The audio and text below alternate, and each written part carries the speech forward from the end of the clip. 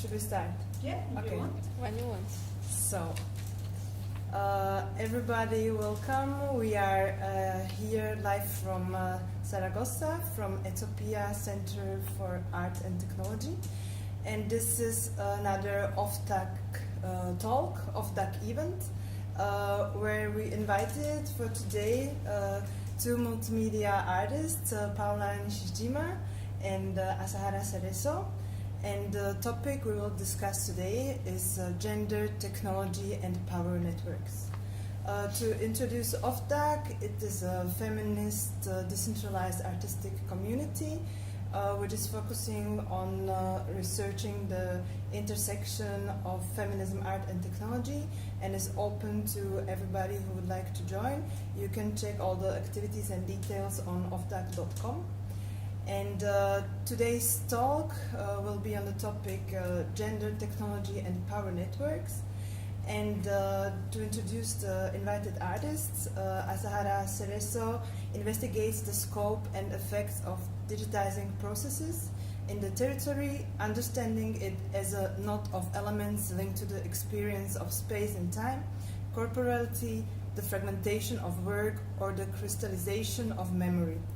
Halfway between the hyperlocalized and the delocalized, her artistic practice wants to reflect on the limits of specific topics in their relationships with broader issues such as unfinished historical conflicts or the violence of a capitalism that acts by dispossession. And Paula Nishijima is a visual and multimedia artist with a research-based practice that unfolds at the crossroads of art, science, and technology. The relationship between individual and collective motivations is central to her artistic practice, through which she explores how new meanings, values, and ethics are co-created through participatory and collaborative processes in art. Her work materializes through different media, such as installation, video, and photography, among others. So, what brings you together, also what connects you to the topic we have today, and especially the power networks, is that this idea, this concept of network, is reappearing in your artistic practice and is somehow object, not like only an aesthetical, but also a conceptual part of your work. So my first question for both of you would be that because you both are researching and analyzing different types of networks, and as to my understanding, you do that from a critical perspective. So could you please share with us why you started to deal with the concept of networks, and what types of networks specifically you are interested in within your artistic practice and research? So maybe Paula, you want to start? Well, I research mostly nowadays like living networks, so living systems. I'm interested in biological systems and how they are mostly like collective behavior, and decentralized these systems are ubiquitous in nature. And I'm interested in how the individuals of these networks, they work together, they cooperate somehow, and to achieve like a common goal. And they don't have a central control. They don't have like a leader telling them what to do. So this is one of the things. But network as a concept, I'm interested also in this idea of a network approach. So a multi-dimensional approach. So connecting like different domains and different disciplines. So when we speak about network, you can speak about informatic networks, biological networks, social networks, and everything is interconnected. So I think this is a quite breeding space for artistic practice, especially. Yeah, and Azahara, your type of network you are using? Hi.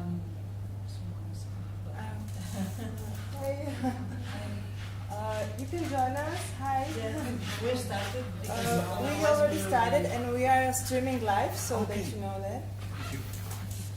So we just were talking about introducing the practice of Paula and Azahara and their relation to the concept of networks and how they are using it in the artistic practice of each. Yeah, well, first of all, you were saying that you see our practices that we work from a critical perspective. Yes. And this is something that sometimes I don't pay attention to it, like this critical approach, because to me it's like it's the role of the artist, no? Or I take it for granted somehow, sometimes, no? And I don't think, and I found it really interesting when you say it, because to me, like, my role is to pose questions and to rethink how things work. So yeah, to me it's a critical approach. Maybe it's not explicit, but it's it's present all the time. So I would say that my work tries to confront the abstraction of the digital world, or its apparent abstraction, with the physicality of our ground, or the physicality of the processes that lie behind our screens or our devices, these kind of processes. So I think I try to unveil the magic, or the apparent magic. But my work has changed over these years. So, for example, I was in the beginning, maybe I was more interested in how we access networks, and how these networks have changed the way, for example, we experience our life in the city. Like 10 years ago already, I co-created like a real-time essay that we were using real-time CCTV cameras from online streamings, and we were trying to think about this idea of the generic city from Frank Bullhouse. So all this network that allows us to see other places in real time. And now maybe I'm more focused on networks from supply chains, and networks that I don't know exactly how to say, but networks that materially conform our environment, our surrounding. Yeah. Of course, I mean, I mentioned especially like the critical viewpoint, because at the same time, somehow the network is also a possibility to rethink our relations, no? So it's not only like to point on the negative aspects in these terms, but also Paula takes these networks of the natural, mostly non-human natural species, like especially the ants and ant swarms, let's say an inspiration to imagine other possible relations in the networks, not necessarily based on this hierarchy we humans are used to it.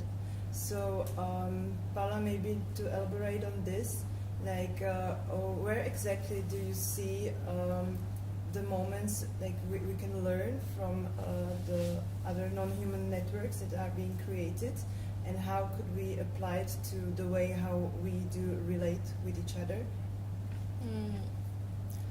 Well, yeah, the second part, it's more applying is maybe not necessarily like what I want to address or what I'm seeking, like with the research into biological systems. I think it's interesting to observe, and also, so for instance, one of the things that I research is like the language that we use to refer to biological systems. So in the case of the ants, I think we had this conversation the other day, and there is like this common sense of having a queen ant or a queen bee, and using like this word queen as if there is some kind of queen ruling the nest, or having like this royal role, and the nest becomes then the sovereignty of ants or a territory, right? And so, and sometimes when I talk to biologists about it, because then, well, if they are not really ruling, they are only reproducing. So why do you keep like calling them queens, right? So there is a whole work that maybe we should be open to do, also reviewing like how we call things. Like, I mean, also this aspect of the linguistic and symbology, and how we are somehow like imposing our concepts also to the non-human worlds, no? Like the thinking we just somehow cannot transform, or it's like so hard to imagine that it could work in a different way. Yeah, I think you spoke in a good way. Like, what are the limits of our imagination regarding like non-humans, for instance? So the language is delimiting something there as well. You know, this is our limit to imagine how an ant society could work, for instance. And well, is it what really happens within the nest? So it's always about like a way of thinking, a way of understanding how things work. And well, I guess there is also something about decentralizing, since we are talking also about decentralization, like decentralizing this human thinking, the anthropological thinking, like putting out of this frame. Absolutely. And also in relation to what Azahara you mentioned before, like some of your previous projects. So as we talked before, you told me, hi, come. We are streaming live on YouTube, so that you know. So I just wrote down, because at the previous conversation we had together, you mentioned that you were participating in this project, which is called ATNOFS, which means a traversal network of feminist servers. And this really interested me, so I wanted to ask you about your experience collaborating as a part of ATNOFS. And just to tell something more about this network, it is a collaborative project formed around intersectional feminist ecological servers. And in this project, they claim that the servers are understood as computers that host space and services for communities around them. And this ATNOF project existed inside and in between roaming servers and different networks, and was hosted in 5 different locations across Europe through 2022. And as far as I know, it's your project called Mobile Server that you presented there. So could you please tell us about your project, and also about the experience, like really being part of this idea of it's called feminist network? The project, this project ATNOFS, a traversal network of feminist servers, is like a second, I don't know if chapter, but yeah, it's, it started in 2013 when different people from Constant in Brussels, with Jara Rocha and some other people, they wrote a manifesto for feminist servers. And then in 2022 or 21, I think, they took this and modified it. They weren't convinced about this idea of a manifesto, because it was quite close somehow for them, and then they transformed it into a wish list for a trans feminist server or servers. I don't know if it was plural, but So this was like the way that ADNOC started again to think or to propose a framework around feminist servers. And it was an initiative between Varia in Rotterdam, Lurk in Rotterdam, Haifa in Bucharest, I think.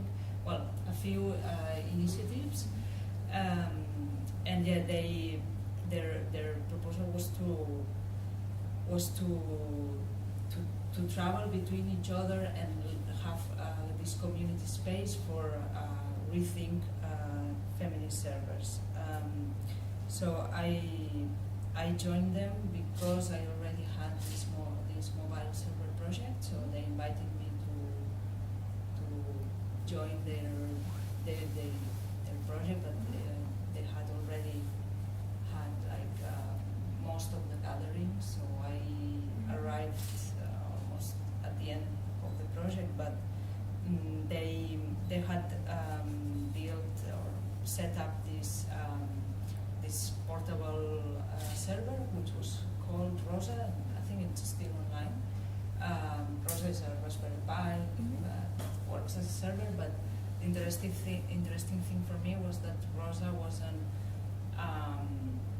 was used as a tool to learn about coding, to learn about technology, to learn and an excuse to learn also about each other, because what you can ask yourself, like, yeah, what is a feminist server? Yeah, So I think a feminist server is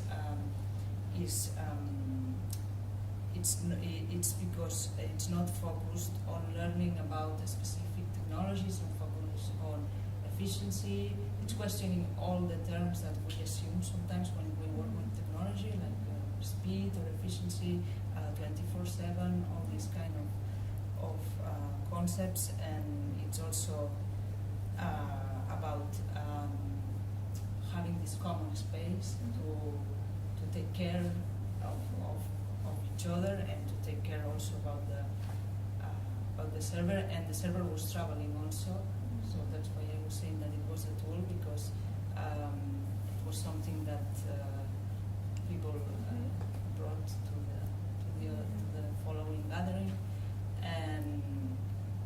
And so to me it was very interesting to connect my work, my mobile server project, because I did it alone. Obviously, I know that these communities exist, but sometimes you don't know how to approach them, or maybe it's difficult. So to me, it was a very good opportunity to connect it to a bigger framework, or to a bigger community of people that were interested in the same things. Absolutely. And as you mentioned, it was your project mobile server presented there. So could you please elaborate on this project? Like, what was it about? And maybe what could be interesting to know is whether you planned it, let's say, being aware of this feminist narrative that it intrinsically carries, or was it something you maybe discovered afterward, also by joining this type of network of feminist servers, or was it some conscious concept you were trying to imply in this project? I think it was implied somehow, because I always, the mobile server project, because maybe someone will watch it and they don't know anything about it. It's just that I moved my own website as an artist to a portable server that I can carry with me. So I created this project with this idea of giving the server its own room, somehow like Virginia Woolf. There was this idea or this spirit. So I was aware that it could pose questions around feminism or this feminist approach. But I really didn't think too much about it before being in contact with this bigger project, which to me it was maybe after that I was aware of the concepts or ideas that was. Absolutely. So, of course, both works of you or both interests also deal with the power that is present within the network. So, maybe you search for possibilities where there would be no power-based relations, but actually that is not the reality. And also in the networks, let's say more related to technology, internet networks, there is also this aspect of power, no? Like who has access to the network, and in this sense, thinking about the social human networks as opposed, for example, to the ant swarms. Well, our networks always somehow involve this level of power relations, and among others aspects, they are often gender-based. For example, if we think about a collective distribution of power or a collective formation of intelligence that would be based on connection and collaboration. So could one of the reasons that we have it such a difficulty to even imagine this networks without power, and could it be the cross-cultural, almost omnipresent gendered division of labor among one of the reasons? Because if we think that to make changes in these gender roles, that would necessarily suggest that we need to rethink and reconstruct this distribution of tools and tasks, and this for some could mean almost a threat to their proper gender identity. So do you think this is one of the main barriers, or what would you think about the idea of making the gender to somehow try to make the importance of gender when building and practicing these relations less important?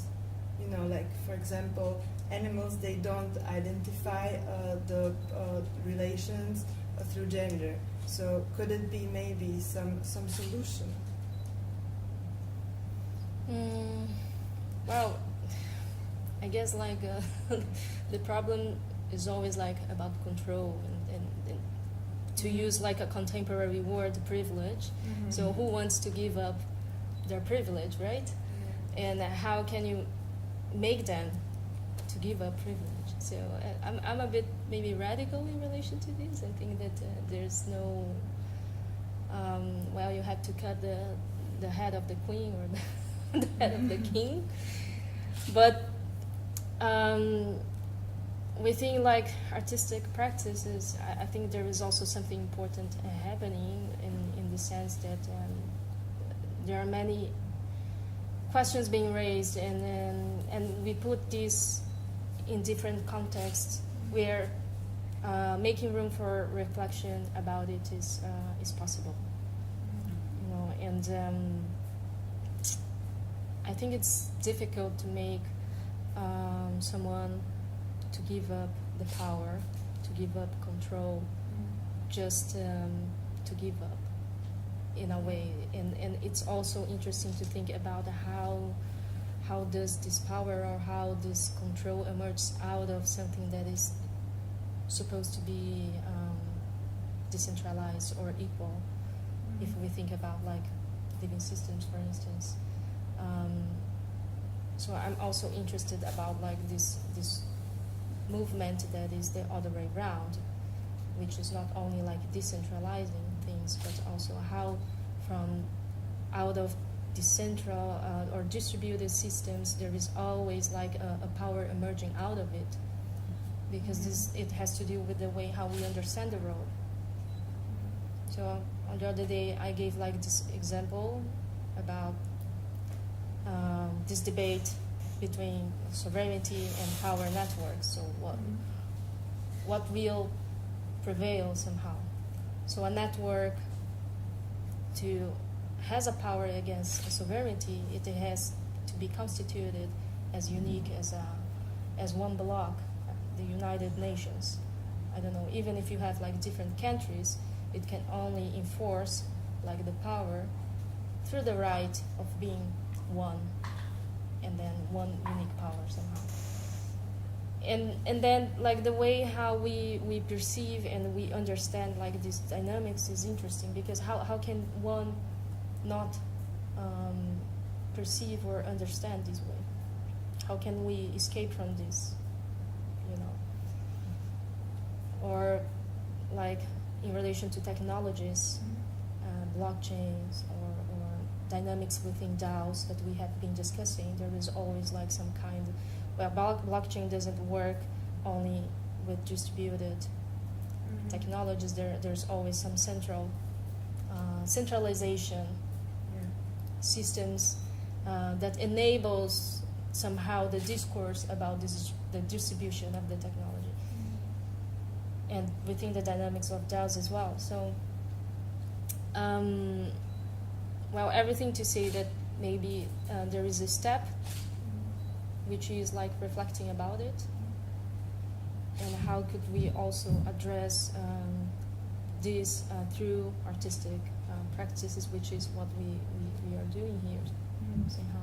And Paula, in your latest artwork, which is still in progress, which you are working on now, we were talking about, you are in researching exactly this structure of powers and how it possibly can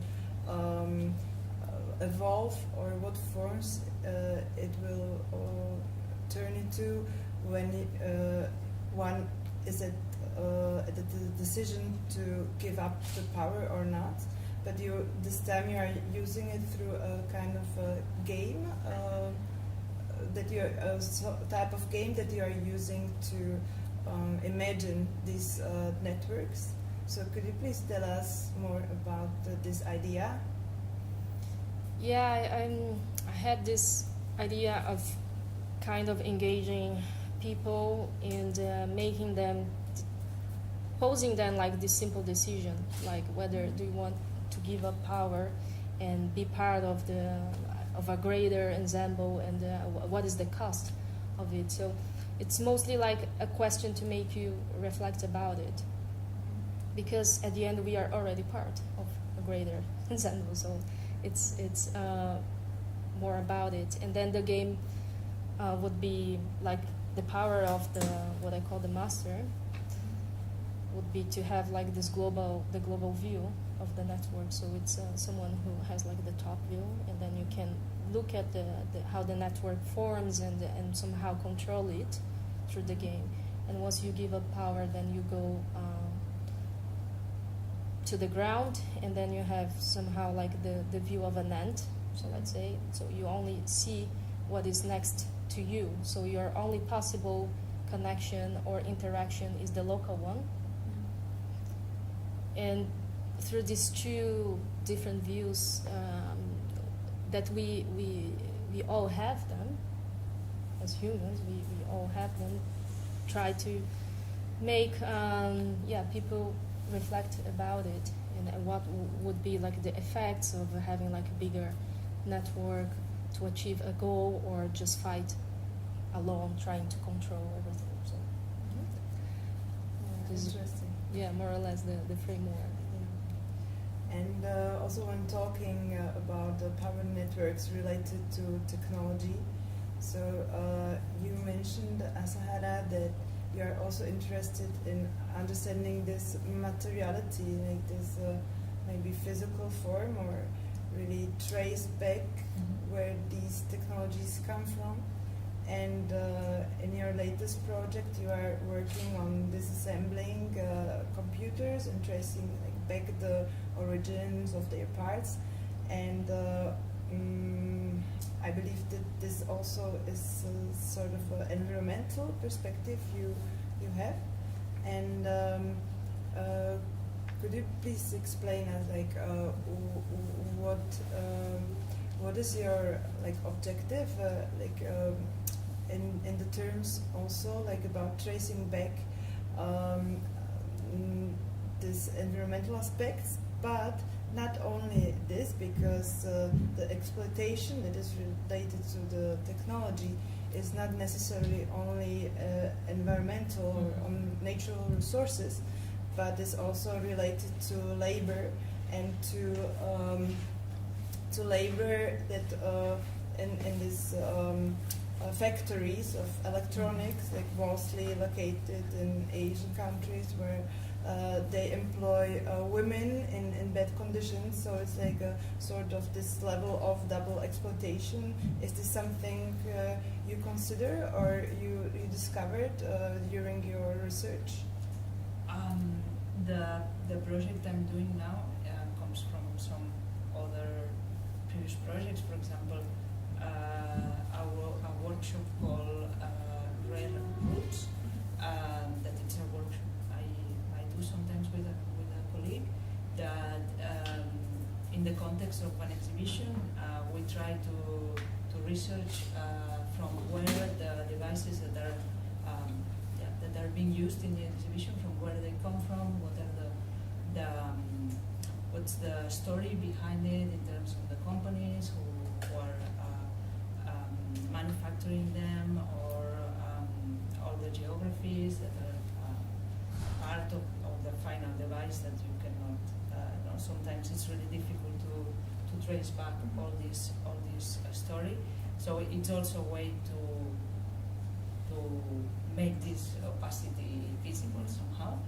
And so in this project that I'm working on now, as you said, I'm trying to disassembling a computer, but it's only an excuse. It's the excuse to talk about how hardware and how electronics are manufactured, which are the geopolitical conflicts that these processes imply. And of course, I'm also interested in this, what you mentioned, in this division of labor, but not only in the sense that most of our technology is assembled by women in Southeast Asia, but also because technology itself is deeply rooted in this in patriarchy, and because if you look at the official story of Silicon Valley, or how it is usually told, they always start in the garage, and in the garage is the place of the entrepreneur who built the company, and but no, it's not the story, the official, I said. So it is considered that the Silicon Valley is massively inspired by Ayn Rand, who was this a libertarian thinker, actually a Russian descendant. She was one of the first Russian immigrants in the United States, and she was, this kind of a proponent of radical freedom, which in many ways, many people consider that was kind of this formation of this ideology that later became the ideology of Silicon Valley. But perhaps this statement is as speculative as what you're also trying to say, but I wouldn't say that this is definitely a patriarchal system. like I don't like we can't really like so objectively claim that. I know there's a lot of patriarchy in the way things are designed. I absolutely agree with it, and there's very little agency that women play in the process of designing and coming up with things. And I wish this would change, but I don't think we can very objectively make a statement that like all technologies are patriarchal. No, of course not. I was referring like to the usual story that is being told about Silicon Valley and the idea of the garage, because usually it's a place used by men to build their companies, and it's built upon privilege because they had someone else that was taking care of other aspects of their lives. Of course, history is much more complicated. Of course, we cannot say, this is patriarchy, this is masculine, or this is. But of course. But probably it's more about this symbology of, or this narrative around technology, that it's like this self-made, most like young, mid-aged man that is like successful, comes from the Silicon Valley garage somewhere, and yes, it's in this sense it's this picture that is created around it, and of course like we are thinking about how can we like change it, no? Like how can these narratives be reimagined and really open the space for other types of people or practices, no? Mm-hmm. So yes, thank you for the comment. And did you want to add something more to this idea about? No. I was just explaining that that this division of labor or this gender, that you can consider things through this lens of gender, or which is really and that is present in all aspects. Everywhere. Absolutely. And maybe also what Igor just commented on, like I have here the last questions and then we can have a discussion.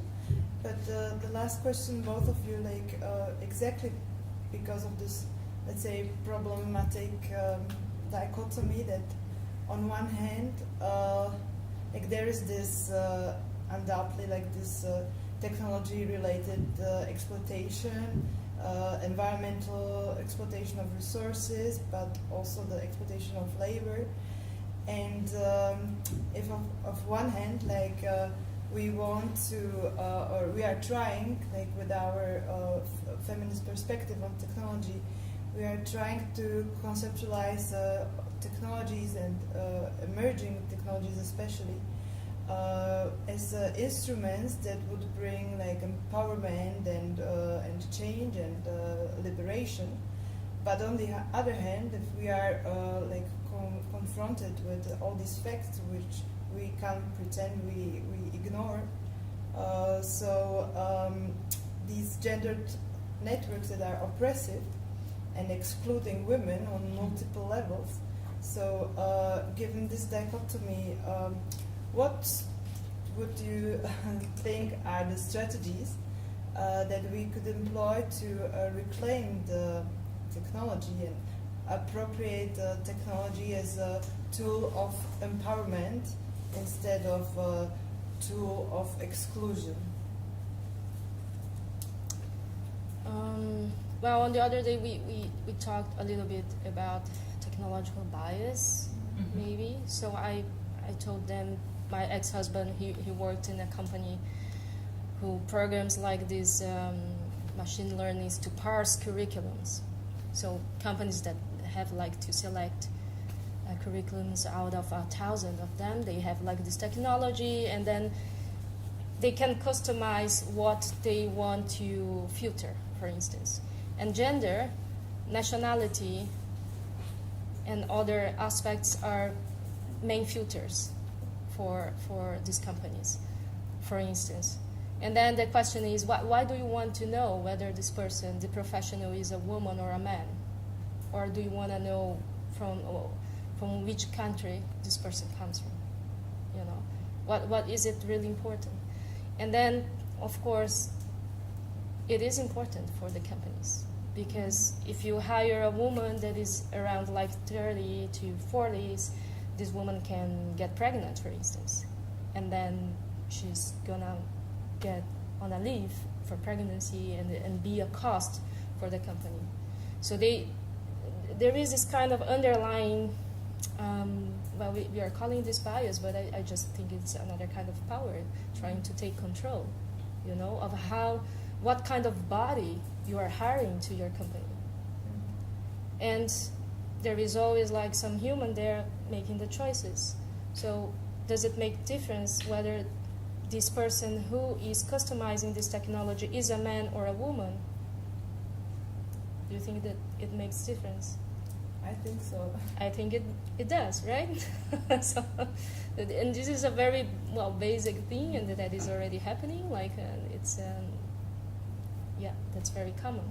So one of the things maybe is this inclusion, and of course like this open debate about who are we choosing, not only to hire people, but in many other layers of life. I have a good secret to share with you. Satoshi Nakamoto was a woman. I just happen to know from secret sources. We are streaming it live, so now it's not It's not a secret anymore. It's fine, just don't ask me how do I know. Okay. Anybody can say anything. Yeah. You I see, can say, no, he was a dog. that could be like Secret sources. a great new narrative, like Ada Lovelace, exactly and it. now.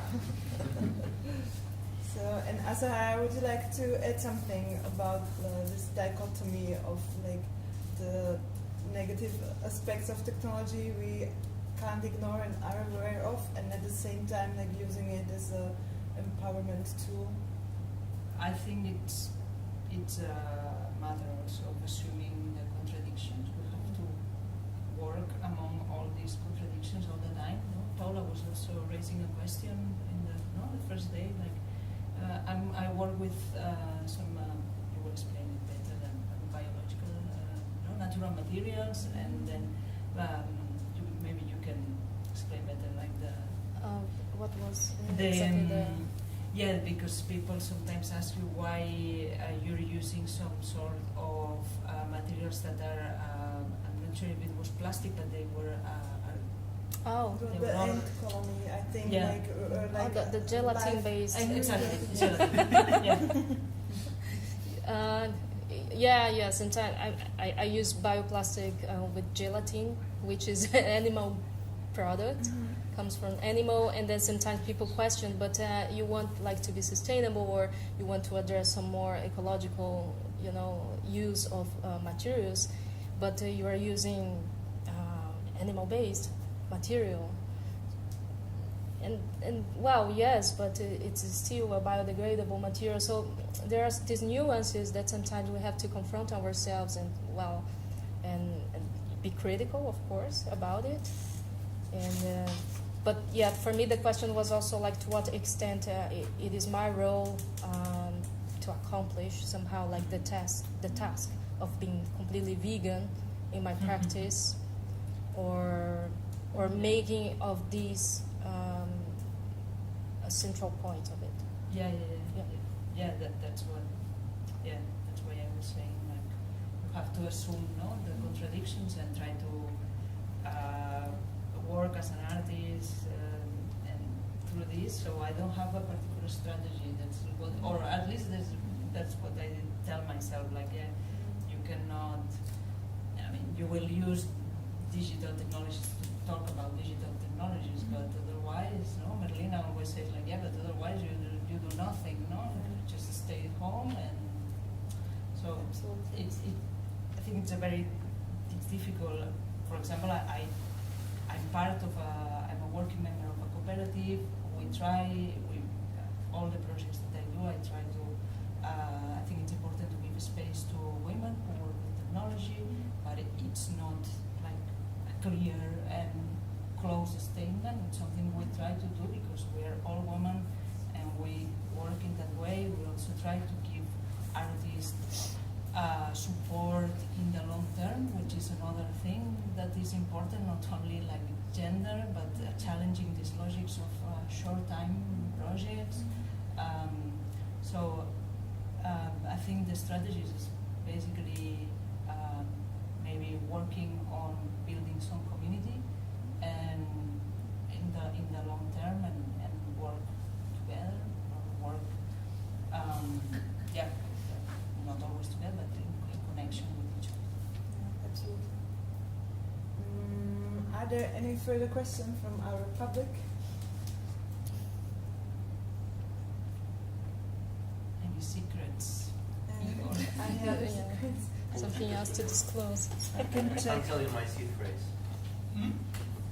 I will not reveal my seed phrase. That's the only secret I have. This is interesting. That, let's say that Satoshi Nakamoto was a woman. Why do you think she decided to go with a male name? Just to kind of be to brand herself, like herself. Yeah, but why change from female to male? Do you think that if the white paper, like the proposal, was done by a female, it would maybe not have been as well received? Satoshi-san, is it a male name? Satoshi? Yeah, I think so. Only a male name? Or did everyone assume it? I don't know. Everyone assumes it's a assumed man, it. Yeah, but maybe that Absolutely. it's And clear. I Maybe this is the thing. imagine Maybe female- she was saying, maybe this person was saying like, yeah, maybe people are not going to take this seriously if this comes from a woman. So I think it's a good name for a next conference. Just kind of Satoshi Nakamoto is a woman. And form from there. You know, like That's why? right. But then that could be a good starting point for a feminist discourse Yeah. around it. Perfect. So thank you very much. I will now Thank you. stop the streaming.